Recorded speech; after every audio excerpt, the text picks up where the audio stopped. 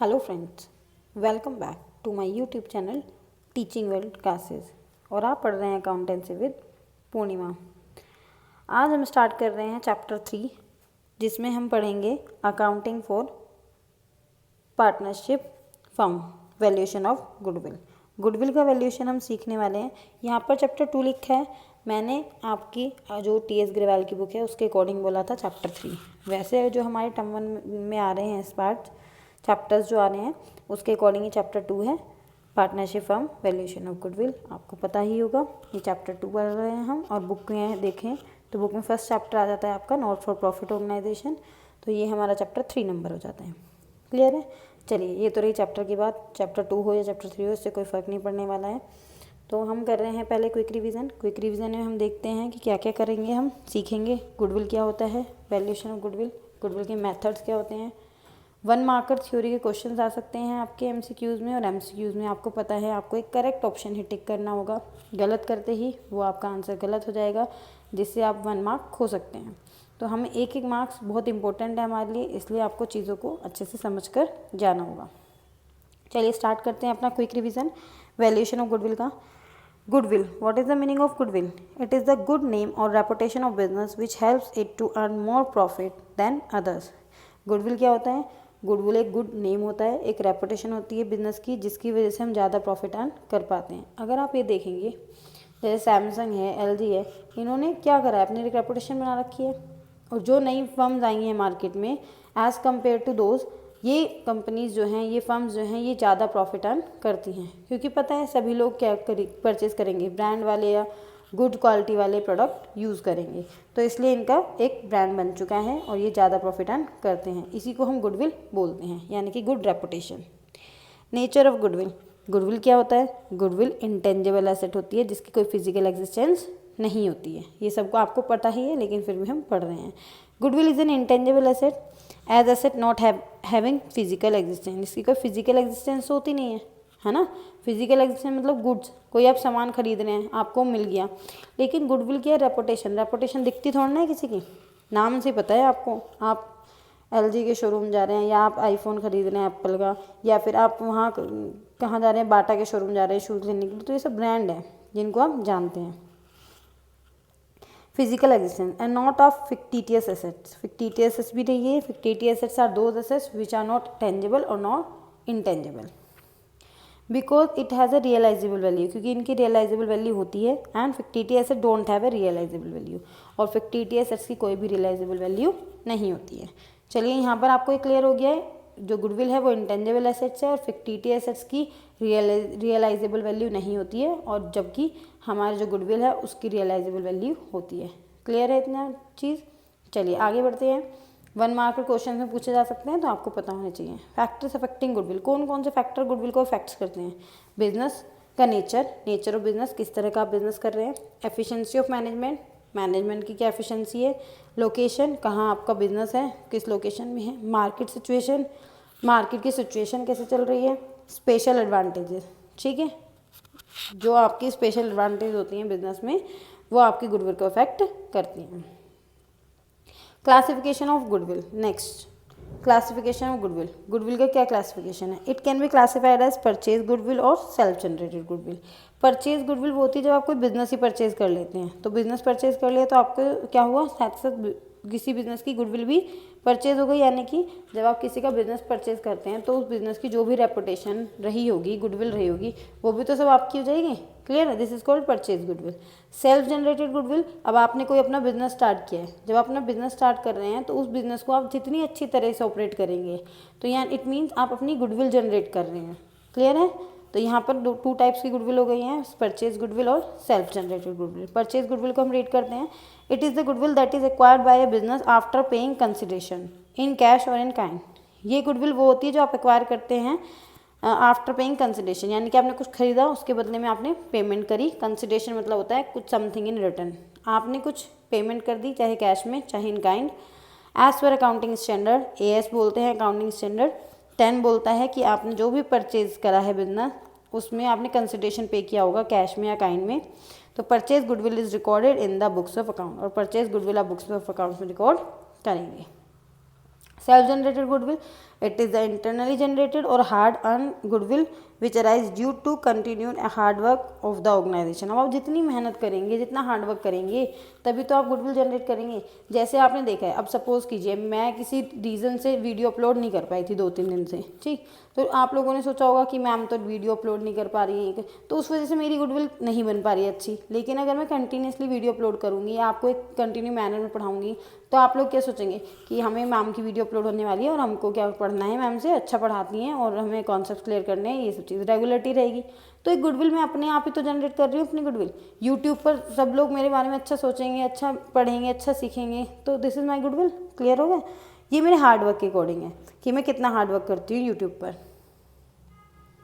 आगे देखते हैं hard work of the organisation, its better quality products, better customer services etcetera. Self generated goodwill is not recorded in the books because no consideration is paid for it. Self generated goodwill जो होती है उसको हम books of account में record नहीं करते हैं, क्योंकि इसके लिए आपने कोई भी कंसिडरेशन पे नहीं किया था, ये आपके हार्डवर्क से रेज हुई थी। परचेज गुडविल को हम बुक्स ऑफ अकाउंट में रिकॉर्ड करते हैं क्योंकि आपने इसके लिए कंसिडरेशन पे किया था। क्लियर? आगे बढ़ते हैं। Methods of valuation of goodwill. अब क्या मेथड्स है? मेथड्स कौन कौन से हैं वैल्यूएशन ऑफ गुडविल के? Following are the methods of valuation of goodwill. First, average profit method.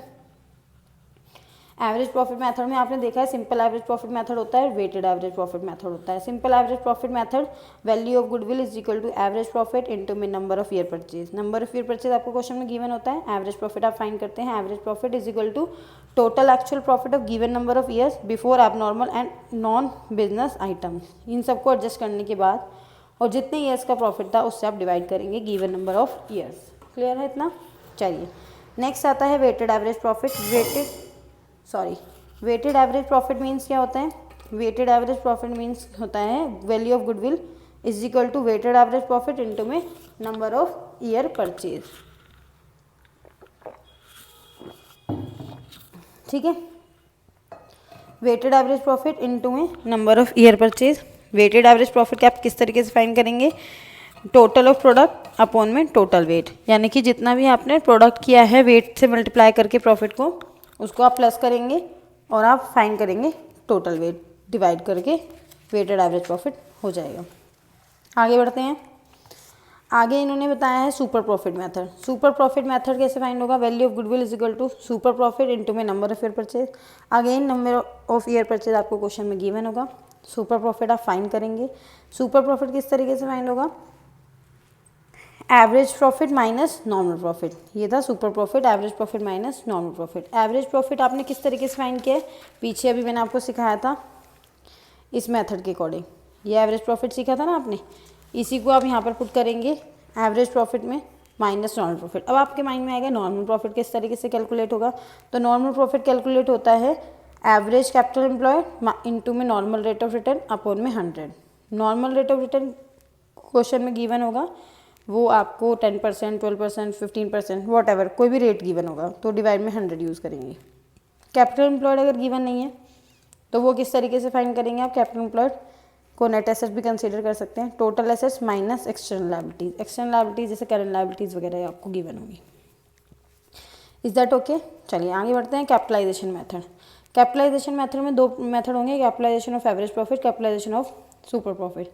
Capitalisation of average profit में आप गुडविल किस तरीके से फाइंड करेंगे? Goodwill is equal to capitalise value of average profit minus actual capital employed. ठीक है, यानी कि नेट एसेट्स, इसको हम क्या लिख सकते हैं? Net assets. Capitalise value minus net asset. अब कैपिटलाइज वैल्यू जो फाइंड होगी वो किस तरीके से फाइंड होगी? एवरेज प्रॉफिट इनटू में 100 divide by normal rate of return.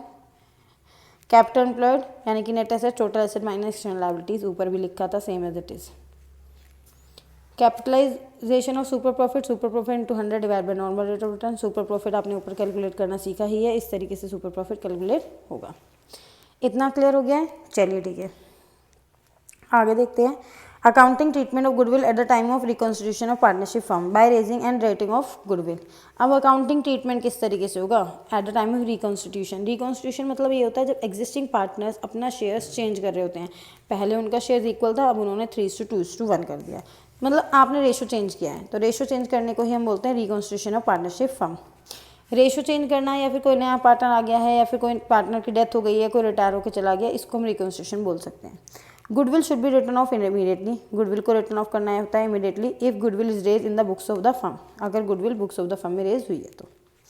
In case of change in profit sharing ratio, profit sharing ratio change हुआ था ओल्ड पार्टनर्स के बीच में, goodwill account debit to old partners capital account या current account old ratio में, फिर आप entry बनाएंगे ओल्ड पार्टनर्स कैपिटल और current account debit to goodwill account. तो यहाँ पर हमने क्या किया था, गुडविल रेज की थी और फिर यहाँ पर हमने गुडविल राइट ऑफ कर दी है न्यू रेशियो में, ओल्ड रेशियो में और न्यू रेशियो में। ठीक है, ये चीज़ याद रखना, ओल्ड रेशियो में और न्यू रेशियो में।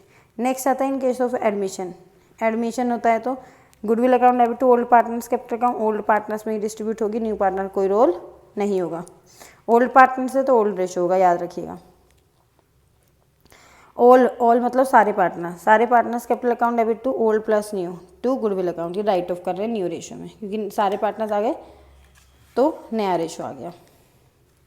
Retirement death, goodwill account debit to old partners यानी कि पुराने पार्टनर्स, पुराना रेशियो, और यहाँ पर अब बचे रिमेनिंग पार्टनर जो कंटिन्यू कर रहे हैं, यानी कि एक तो मर गया या रिटायर हो गया है ना, उसके बाद में ये हो गया remaining partners to goodwill account, ये न्यू रेशियो में हो जाएगा।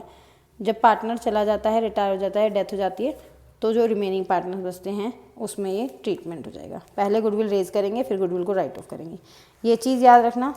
By raising and writing of वाला कॉन्सेप्ट सीखा है हमने, जब हम गुडविल को रेज करेंगे और जब हम गुडविल को राइट ऑफ करेंगे। रेज हमेशा ओल्ड रेशियो में होगा और राइट ऑफ हमेशा न्यू रेशियो में होगा, चाहे वो चेंज इन ओल्ड पार्टनर में रेशियो चेंज हुआ हो या एडमिशन हो या फिर आपका रिटायरमेंट या डेथ हो। क्लियर हो गया इतना?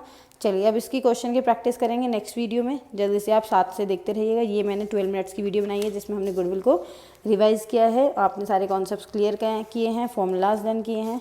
चलिए तो नेक्स्ट वीडियो पर आते हैं, bye bye, thank you, have a nice day.